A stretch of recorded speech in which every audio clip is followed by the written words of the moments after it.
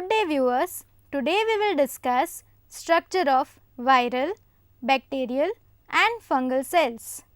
First we will learn about viruses. Introduction to viruses. Viruses are the smallest agents of infectious disease. They show both living and non-living characters. Hence, viruses are regarded as a separate entity. It is not taken into account in Whitaker's 5-kingdom classification. Viruses are now defined as ultramicroscopic, disease-causing, intracellular obligate parasites. Discovery of viruses. Viruses were not known to biologists for a long time due to their ultramicroscopic structure, though their presence was apparent by infectious diseases which were proved not due to bacteria. It attracted the attention of investigators only in the 19th century when a virus called tobacco mosaic virus, that is TMV, caused severe damage to commercially important tobacco crop.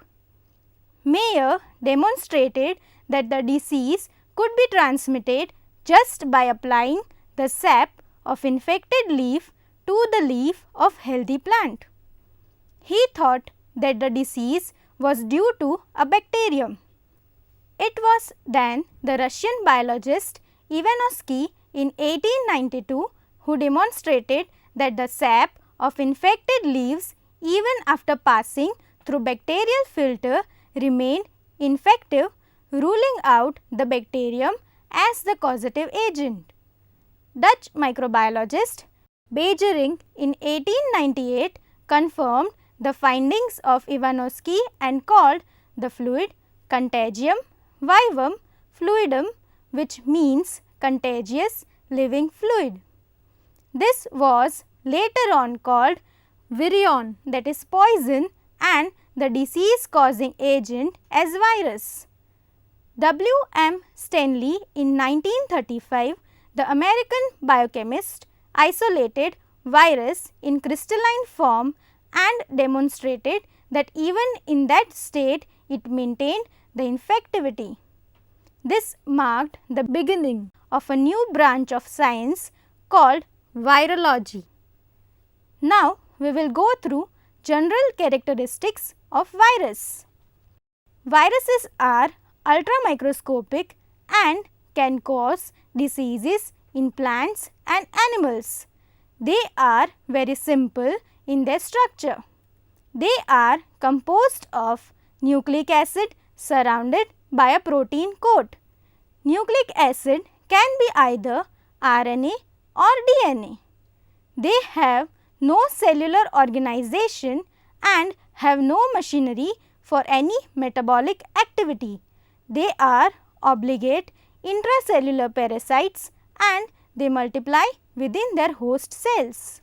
Once outside the host cell, they are completely inactive. Structure of a virus. Each virus is made up of two elementary components. The first is a strand of genetic material, either deoxyribonucleic acid, that is DNA, or ribonucleic acid, that is RNA. The genetic material is a blueprint for determining the structure and behavior of a cell. In a virus, a protein coat called a capsid surrounds the nucleic acid. This coat serves to protect the nucleic acid and aids in its transmission between host cells. The capsid is made of many small protein particles called capsomeres and can be formed in three general shapes: helical, icosahedral and complex. Some of the more advanced viruses have a third structure that surrounds the capsid. This is called the envelope and is composed of a bilipid layer like the membrane on a cell and glycoproteins, which are protein and carbohydrate compounds. The envelope serves to disguise the virus to look like a real cell, protecting it from appearing as a foreign substance to the immune system of the host. Size and shape of virus. Viruses are very minute particles that they can be seen only under electron microscope. They are measured in millimicrons. Generally, they vary from 2 millimicrons to 300 millimicrons in size. Very small size and ability to pass through bacterial filters are classic attributes of viruses. Reproduction in viruses. A virus's sole purpose is to reproduce, but it needs a host cell to do so. Once a suitable host cell has been located, the virus attaches to the surface of the cell or is ingested into the cell by a process called phagocytosis. It then releases its genetic material into the cell and essentially shuts down normal cell processes. The cell stops producing the proteins that it usually makes and uses the new blueprint provided by the virus to begin making viral proteins. The virus uses the cell's energy and materials to produce the nucleic acids and capsomeres to make numerous copies of the original virus. Once these clones are assembled, the virus causes the host cell to rupture, releasing the viruses to infect neighboring cells. Next, we will discuss about bacteria. Introduction to bacteria. In 1676, Anton van Leeuwenhoek discovered the microbial world by his simple microscope. It was only after the invention of compound microscope by Hooke in 1820 that bacteria came to limelight. These very minute creatures were designated as small microscopic species or infusorial animalcules. Louis Pasteur made a detailed study of bacteria and proposed germ theory of disease. Robert Koch, a German microbiologist, was the first scientist to prove the cause and effect relationship between microbes and animal diseases.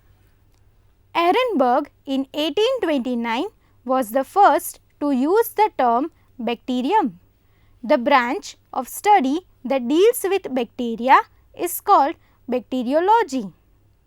Bacteria are unicellular organisms and they are prokaryotic, that is, they do not have a membrane bound nucleus and membrane bound organelles. Occurrence of bacteria. Bacteria are omnipresent. They are found in all environments where organic matter is present. They are found in air, water, soil and also in or on the bodies of plants and animals. Some of the bacteria live as commensals. Example is E. coli in the human intestine, and some live as symbionts. Example, rhizobium in the root nodules of leguminous plants. Several of them cause diseases in plants, animals and human beings. Structure of bacteria. Most bacteria have an outer rigid cell wall. This provides shape and support. Lining the inside of the cell wall is a plasma membrane. This is like the membrane found around all living cells that provides both a boundary for the contents of the cell and a barrier to substances entering and leaving. The content inside the cell is called cytoplasm. Suspended in the cytoplasm are ribosomes For protein synthesis, the nucleoid, which is concentrated genetic material, and plasmids, which are small circular pieces of DNA, some of which carry genes that control resistance to various drugs. All living cells have ribosomes, but those of bacteria are smaller than those found in any other cell. Some antibacterial medicines have been made that attack the ribosomes of a bacterium, leaving it unable to produce proteins and therefore killing it. Other antibiotics target certain portions of the cell wall. Some bacteria have long whip-like structures called flagella that they use for movement. Size of bacteria. Bacteria are very small, most being approximately 0.5 to 1 micron in diameter and about 3 to 5 microns in length. Shape and arrangement of bacterial cell. The rigid bacterial cell wall determines the shape of a cell. Typical bacterial cells are spherical, that is cocci, straight rods, that is bacilli, or rods that are helically curved, that is spirilla. Some bacterial cells are pleomorphic, that is they can exhibit a variety of shapes. As an example, Arthrobacter cocci bacteria appear in several characteristic arrangements depending on their plane of division. There are several arrangements depending on their plane of division, which are: number 1, diplococci. Cells divide in one plane and remain attached in pairs. Number 2, streptococci. Cells divide in one plane and remain attached to form chains. Number 3, tetracocci. Cells divide in two planes and form group of 4 cells. Number 4, staphylococci. Cells divide in 3 planes in an irregular pattern, producing bunches of cocci. Number 5, sarcinae. Cells divide in 3 planes in a regular pattern, producing a cuboidal arrangement of cells. Bacilli forms occur singly or in pairs, that is diplobacilli, or form chains, that is streptobacilli. In Corynebacterium diphtheriae, which is a bacillus species, the cells are arranged side by side like matchsticks, that is called palisade arrangement. Flagellation in bacteria. All spirilla, about half of the bacilli and a small number of cocci are flagellated. Flagella vary both in number and arrangement according to 2 general patterns. Number 1, in a polar arrangement, the flagella are attached at one or both the ends of the cell. 3 subtypes of this pattern are: A. Monotrichous, that is with a single flagellum. B. Lophotrichous, which is with small bunches or tufts of flagella emerging from one end. C is amphitrichous, that is flagella at both poles of the cell. Number 2, in a peritrichous arrangement, flagella are dispersed randomly over the surface of the cell. Number 3, atrichous, that is bacteria lacking flagellum. Flagellar functions. Flagella can detect and move in response to chemical signals, which is a type of behavior called chemotaxis. Positive chemotaxis is movement of cell in the direction of a favorable chemical stimulus, which is usually a nutrient. Negative chemotaxis is movement away from a repellent that may be potentially harmful compound. Reproduction in bacteria. bacteria undergo a type of asexual reproduction known as binary fission. This simply means they divide in two and each new bacterium is a clone of the original, each contain a copy of the same DNA. Bacteria can reproduce very quickly. Lastly, we will learn about fungi. Introduction to fungi. Fungi, that is plural for fungus, are different from both viruses and bacteria in many ways. They are larger, plant-like organisms that lack chlorophyll, which is the substance that makes plants green and converts sunlight into energy. Since fungi do not have chlorophyll to make food, they have to absorb food from whatever they are growing on. Fungi can be very helpful in brewing beer, making bread, decomposing trash, etc. But they can also be harmful if they steal nutrients from another living organism. Salient features of fungal cell. Fungi are non-chlorophyllous eukaryotic organisms. They are a large and successful group. They are universal in their distribution. They resemble plants in that they have cell walls, but they lack chlorophyll, which is the most important attribute of plants. They are ubiquitous in habitat, which ranges from aquatic to terrestrial. They grow in dark and moist habitat and on the substratum containing dead organic matter. Mushrooms, molds and yeasts are the common fungi. They are of major importance for the essential role they play in the biosphere and for the way in which they have been exploited by man for economic and medical purposes. The study of fungi is known as mycology. Distinguishing features of fungi. Number 1. They have definite cell wall made up of chitin, which is a biopolymer made up of N-acetyl glucosamine units. Number 2. They are without chlorophyll, hence they exhibit heterotrophic mode of nutrition. They may be saprotrophic in their mode of nutrition or parasitic or symbiotic. Number 3.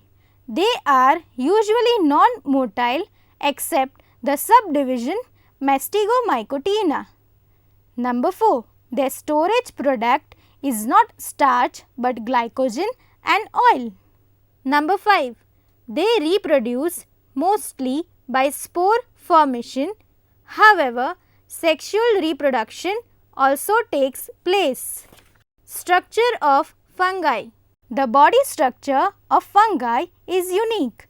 The somatic body of the fungus is unicellular or multicellular or coenocytic.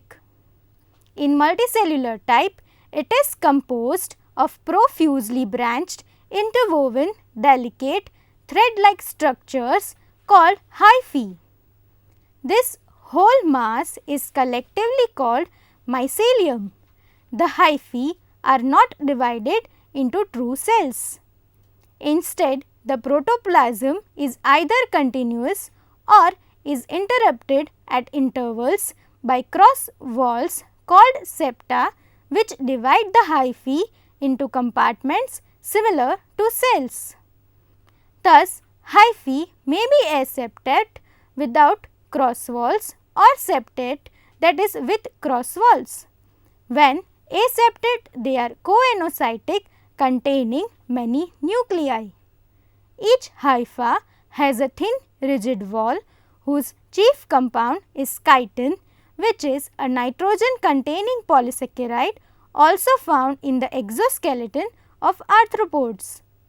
Within the cytoplasm, the usual eukaryotic organelles are found such as mitochondria, Golgi apparatus, endoplasmic reticulum, ribosomes and vacuoles.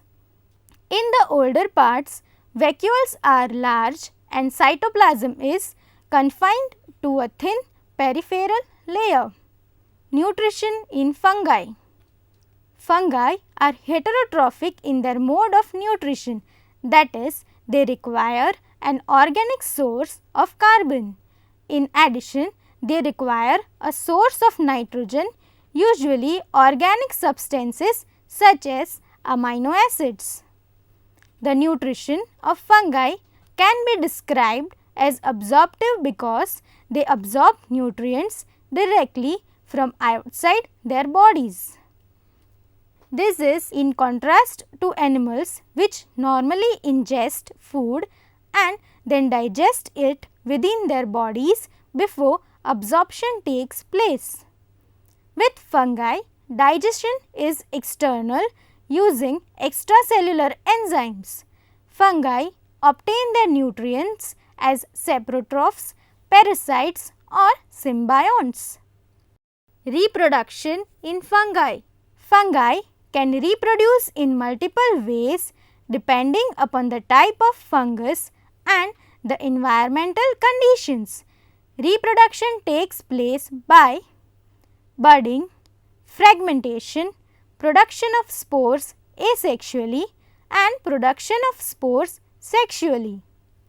Budding occurs in yeasts which are only made up of one cell.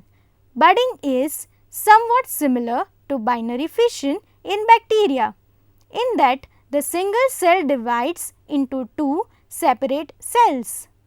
Fragmentation is a mode of reproduction used by those fungi that form hyphae. During fragmentation, some of the hyphae break off and simply start growing as new individuals. Spores are tiny single cells that are produced by fungi that have hyphae.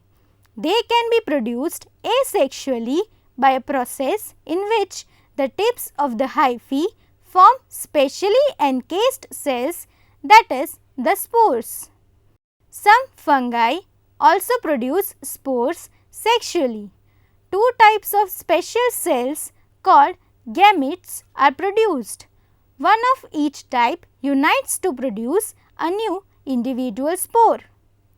Spores are tiny single cells that are usually very resistant to environmental changes.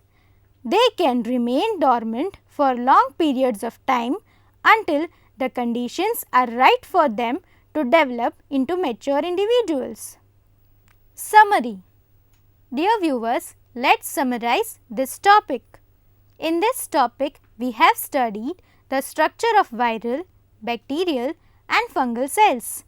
Viruses are exceedingly small and essentially round in shape. They consist of little more than a small piece of genetic material surrounded by a thin protein coating. Bacteria are 10 to 100 times larger than viruses. They are typically 1 to 3 microns in length and take the shape of a sphere or rod.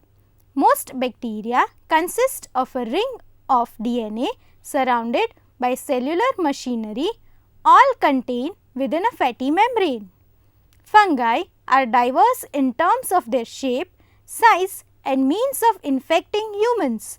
Fungi are eukaryotes having a true nucleus and complex internal structures than prokaryotes. Thank you.